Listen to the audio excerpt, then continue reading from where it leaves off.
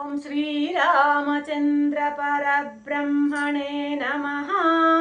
శ్రీ గురుభ్యో నమః. శ్రీమాత్రే నమః. శ్రీ గణేశాయ నమః.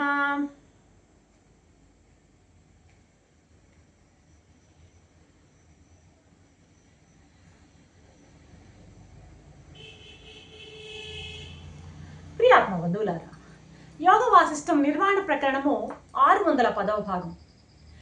మిథ్యాజ్ఞానం అనేది జీవునికి ఎలా వచ్చి పడిందో చెప్తున్నాడు, వివరిస్తున్నాడు. ఇక్కడ సమ్యజ్ఞానం అంటే ఏమిటో కూడా చెప్పబోతున్నాడు.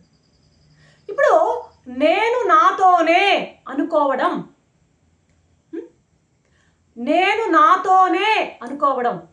అప్పుడు ఏమవుతుంది? నేను నాతోనే లావాదేవీ. నేను నాతోనంటే ఫర్ ఎగ్జాంపుల్ ఎదురుగా ఉన్నటువంటి జ్ఞేయ పదార్థం ఒక విషయంతో నేను లావాదేవీ జరుపుతున్నప్పుడు ఆ కనిపించేటువంటి ఆ జ్ఞేయం కూడా, ఆ విశేషం కూడా, ఆ నామరూప క్రియాత్మక ప్రపంచంలో వస్తువు కూడా నేనే అన్న భావంలో స్థిరపడ్డం అన్నమాట. అలా ఉంటే ఏమవుతుంది? సజాతీయం అయిపోతుంది. నీవు ఒకటే. ఈ జ్ఞానము అక్కడ ఉన్నది జ్ఞానమే, ఇక్కడ ఉన్నది జ్ఞానమే, నా జ్ఞానమే అలా వస్తువు కనపడుతుంది, ఆభాసలా కనపడుతుంది అన్నప్పుడు సజాతీయం అయిపోతుంది నా భావము. అప్పుడు మామూలుగా నేను నీతో అనేసరికి విజాతీయం. నిన్న చెప్పుకున్నాం, నేను నీతో లావాదేవీలు పెట్టుకున్నాను అన్నప్పుడు విజాతీయం. నీవు వేరు, నేను వేరు. కాబట్టి విజాతీయం కాదు, నేను నాతోనే అనుకోవాలి. ఏ ప్రపంచంలో ఏ వస్తువుతో, ఏ పదార్థంతో నువ్వు లావాదేవీలు జరిపినా నేను నాతోనే లావాదేవీ పెట్టుకున్నాననే భావనలో ఉండు. అప్పుడు నువ్వు ఏ పని చేసినా సరే అది సమచిత్తం నీకు అలవడుతుంది, విజాతీయం ఉండదు.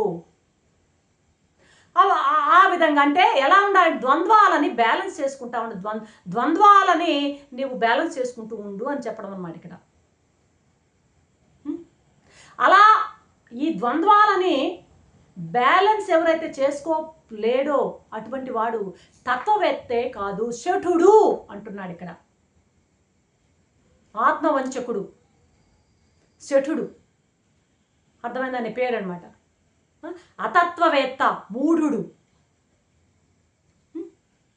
అటువంటి వాడు ఎలా ఉంటాడంటే ఈ అవస్థలను చూసి పరిగెత్తిపోతాడట.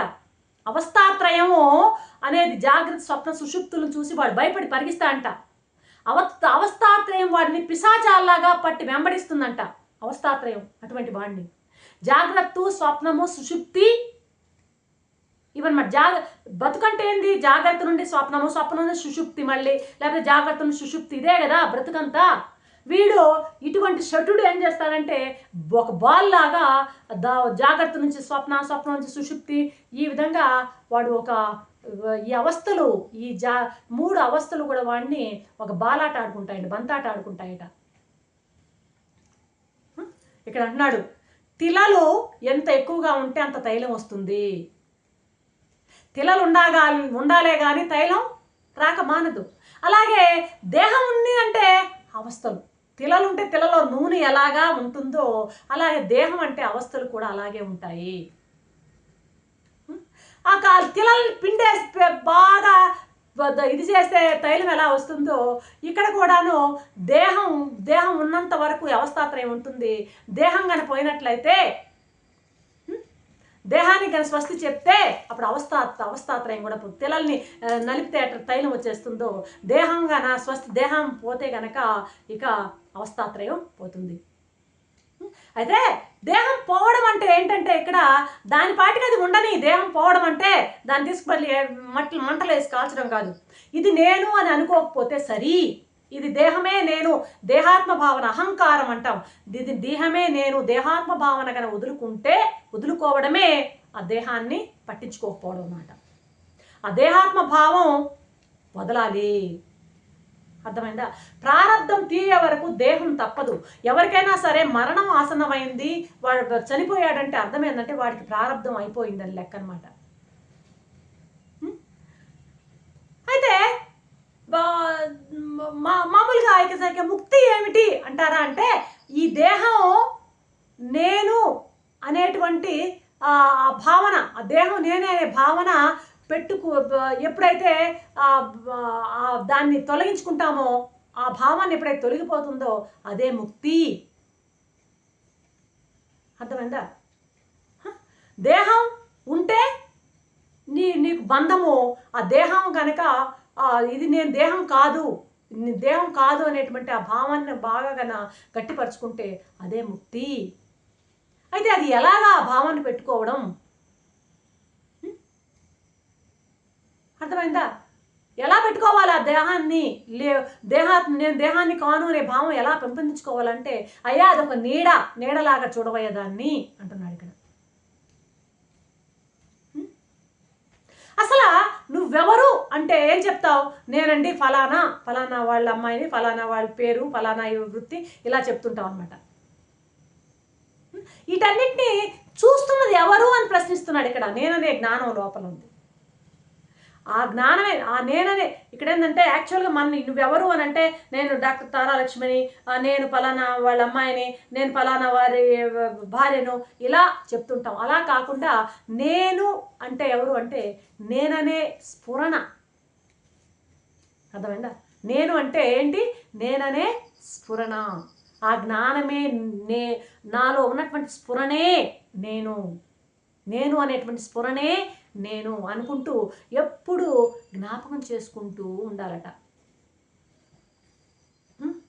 ఇక శరీరము, ఇంద్రియాలు, కర్మేంద్రియాలు ఏ పనులు చేస్తున్నా వాటిని అలాగే సాక్షిలాగా చూస్తూ, అలాగే సాక్షిలాగా చూడడం అలవాటు చేసుకోవాలి లోపలటువంటి ఆ యొక్క ప్రత్యేగాత్మ. దేహానికి రకరకాల దుఃఖాలు వస్తాయి. కాలు నొప్పి, కన్ను నొప్పి, నడుము నొప్పులు అన్నీ వస్తుంటాయి. ఈ దేహం యొక్క ఆ దుఃఖాన్ని పరిత్యాగం అనేది చెప్పాలంటే ఇంకా గొప్ప దశ అంటది అంటున్నాడు ఇక్కడ.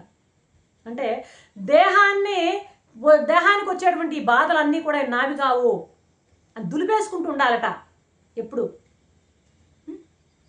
కర్మేంద్రియాలు ఉండొచ్చు, తప్పులేదు. ఆ జ్ఞాన యోగ బలంతో మనసును ఎప్పుడు కూడాను వాటి పని మనం చేసుకొని నాకు వచ్చేటివన్నీ కూడా నాకేమీ సంబంధం లేదు అని పట్టించుకోకుండా ఉండిపోవడం నేర్చుకోవాలి. మనసును ఎప్పుడు కూడాను సామ్య స్థితిలో ఉంచుకుంటూ ఉండాలి. అటువంటి ఆ స్థితిని నీవు అలవర్చుకోవాలి. కాబట్టి జీవితం ఉన్నంత వరకు కర్మేంద్రియాలు ఉంటాయి, పనులు జరుగుతూ ఉంటాయి. అర్థమైందా? అవి ఉన్నంత వరకు కర్త కర్మ ఎప్పుడైతే ఉంటాయో ఫలితం తప్పకుండా ఉంటుంది. కర్త కర్మ ఉన్నప్పుడు ఫలితం కూడా ఉంటుంది. కానీ ఈ మొత్తం ప్రక్రియలో నీవు తగులుకోవద్దు. ఒడ్డును కూర్చొని అలాగే గమనిస్తుండడం నేర్చుకో. అదే అభ్యాసం, ఇదే మేలైనటువంటి అభ్యాసం అంటున్నాడు అనమాట.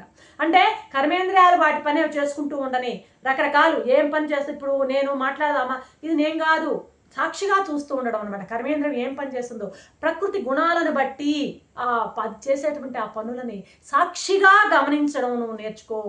శరీరానికి వచ్చేటువంటి రకరకాల రుగ్మతలు, నొప్పులు, అన్నిటిని కూడా ఇది నేను కాదు ఇదంతా అని ఉదాసీనంగా దులిపేసుకుంటూ ఉండడము. కర్మేంద్రియాలు వాటి పనులు చేసుకుంటూ ఉంటే నాకేం సంబంధం లేదు అని సాక్షిగా చూడడం అనేది అలవాటు చేసుకో అని ప్రబోధిస్తూ ఉన్నారు ఇక్కడ. రేపటి ఎపిసోడ్లో ఏం చెప్తారో చూద్దాం. అంతవరకు సెలవు. సర్వం శ్రీరామచంద్ర చరణారవిందార్పణం. ఓం శాంతి శాంతి శాంతి.